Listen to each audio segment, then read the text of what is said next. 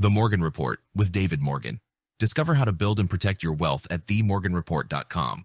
So this is David Morgan of themorganreport.com for the week ending 19 January 2024. Well, this is the weekly perspective. And I just want to point a couple things out on the website, which most of you are familiar with. Of course, you can get our free updates over here. And the best place to go if you just want the latest information is hit the blog tab, as I just did. And when it loads, you'll see the latest updates. And if you want to follow us on X, for example, all you have to do is hit that icon there, and it'll bring you right to that page. Same thing goes for LinkedIn, for example, right to that page. And obviously, the YouTube presence, and we have minimal exposure on Facebook. I want to point out, however, on our YouTube channel, which I will load right here, is the fact that we have not only almost all the public domain stuff that I do, but we also have this community playlist, which I want to point out again is something I think is very valuable, or I wouldn't do it. So you just hit this tab here, and what you do is you get videos that I have posted, almost always from somebody else, and then you can go through them. Now, this one I just posted earlier today, I believe, and this comes from Whitney Webb, and anything that she does, I would say, is worth your time. She's a true investigative journalist, very bright, and covers a lot of topics. This particular one has to do with the vulnerability of the cyber system and what quote-unquote planned cyber attacks could look like in the future. It isn't a real long one, it's 20 minutes.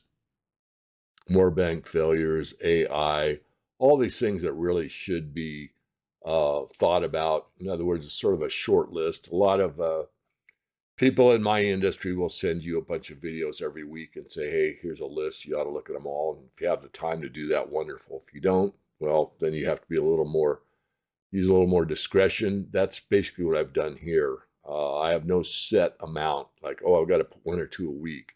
It's just when one I think really resonates, I put them here. So I just want to point that out one more time.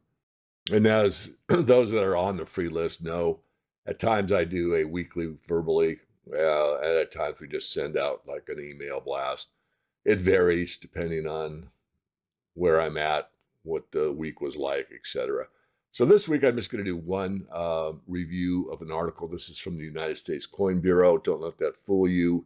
It's just a name. It doesn't mean it's from the Treasury or the U.S. government or anything like that. This is done often. It's like Federal Express and the Federal Reserve. They're both non-federal entities. They just have federal in their name. So I don't know if this is a good outfit or a bad outfit. I've never bought from them. I don't know anybody in their business. So I'll just be totally neutral. I just want to make sure that you don't think because I'm using their article that I'm endorsing them. I'm not endorsing and I'm not also saying stay away. I don't know. So this is a pretty good article. It's something I thought about for some time, and it's basically asking the question, what's a better investment right now, silver or platinum? In fact, I got that recently from some of our membership. So now I'm going to read it all to you. You can find it if you just type in what's a better investment, silver, platinum. I'm sure you can find it. What is silver? I'm not going to read that. What is platinum? I'm not going to read that. Which has a better price? Well, you can, there's too many variables for that to be known, but 10% of the platinum mines have shut down because they can't mine it at today's price. Silver, many of the major primary silver producers have an average all-in sustaining cost of about $22.50, which is about where we are right now. So they are net zero. They're not netting any profit whatsoever. That's on aggregate. That's the average, the industry as a whole. Some are losing money. One got punished rather severely after a breakout. I won't mention the name. And so it's a lot of leverage when you're buying at cost on a miner, because any increase in the price of silver goes straight to the bottom line. And so there's a lot of leverage there, but probably better off, thinking about either one, silver or platinum, which has more applications. Silver, which has a more promising future. They both do. Silver more than platinum. I'll just state that without reading it to you. What's interesting here is that what they say here, if you can read this, and maybe not, but they basically say that, you know, if prices go too high, well, we'll substitute something for silver, we'll substitute something for platinum. This is patently wrong. There are no substitutes for silver.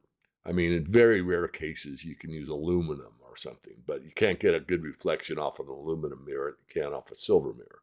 I mean, really, and platinum is basically the same way. So that's the only critique so far. I read the whole article before going through this with you. Advantages of both, of course, for transport purposes. Platinum, I mean, you can put, you know, $10,000, $20,000, $30,000 of platinum in your jeans and, you know, walk around. No one be the wiser. But you couldn't put $30,000 worth of silver in your jeans, that's for sure. Types of products, of course, there's many, but we're talking primarily bars or coins. And places to buy, of course, they're going to advertise their own place. Are you ready to invest? Check out the United States Coin Bureau. So I thought it was an interesting article. I'm still bullish platinum. And I don't think we're going to see much change now between platinum and palladium. The drop in palladium over the last year was because platinum was used in catalytic converters, as I forecast, told you on this weekly perspective a long time ago, over a year ago. And that did take place because they are interchangeable for both gas and diesel. They're not one or the other. And that's the case. So I will close it out there. I'm going to make this one brief. It is David Morgan from themorganreport.com. Checking out. I'll be with you next week. What if I told you that you could go broke in less than 24 hours? That's how long it took for the Dow Jones Industrial Average to plunge by nearly 22%, losing investors billions overnight. The same happened to the FTX crypto exchange and Terra Luna stablecoin. Both crashed overnight, losing crypto investors billions. You need a strategy that will protect whatever amount of savings you have now. We are going to witness the greatest transfer of wealth that has ever occurred in recorded history, and you must understand the following. You can absolutely go broke in one day. We've been helping subscribers weather this economic mess for years. Now it's time for you to get the same insights. What really happens during a major collapse is that the wealth changes hands. You will actually benefit by looking ahead and knowing exactly how to build and preserve your wealth. Putting just 10% or 20% of your wealth into our approach could make all the difference in your financial security and peace of mind over the next few years. Discover the Morgan Report today. Visit our site at themorganreport.com.